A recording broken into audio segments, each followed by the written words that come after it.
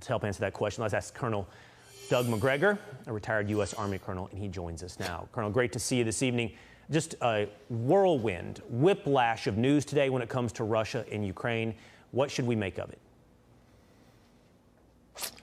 Well, not quite what Senator Graham had to say, or for that matter, President Biden. The destruction of the pipeline was clearly not executed by Russia. No one believes that. In fact, the German population is being polled and overwhelmingly is opposed to the notion of any war with Russia and dismisses out of hand the notion that the Russians are responsible for the pipeline.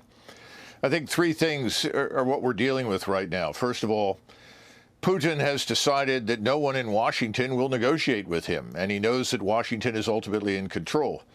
And so he's decided that in response, he's got to escalate the military operation. People aren't aware of it in the West, but the Russian forces in Ukraine have always been outnumbered from the day they entered Ukraine. That's going to change rather dramatically, and I suspect the bombers that you referred to, who carry both conventional or nuclear weapons, will have conventional arms, and those bombers are probably going to be used in the escalation that we're about to witness in Ukraine.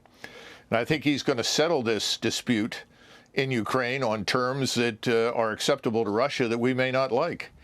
But other than Poland, no one in NATO is interested in going to war with Russia. If we persist on this line, we will see NATO dissolve and fragment. Because they will assume, you're saying they will not follow Poland's lead, not stand together. I assume that's what you're saying, Colonel? Of course, absolutely. No one wants to go to war with Russia other than the Poles and a few people in Washington, D.C. Well, that will be the key. That will be the key, whether or not, if the world will not follow the Poland into war with Russia, will, in fact, the leaders of the United States of America push the world into war with Russia. Colonel Doug McGregor, always great to hear from you. Thank you so much. Subscribe to the Fox News YouTube channel to catch our nightly opens, stories that are changing the world and changing your life. From Tucker Carlson tonight.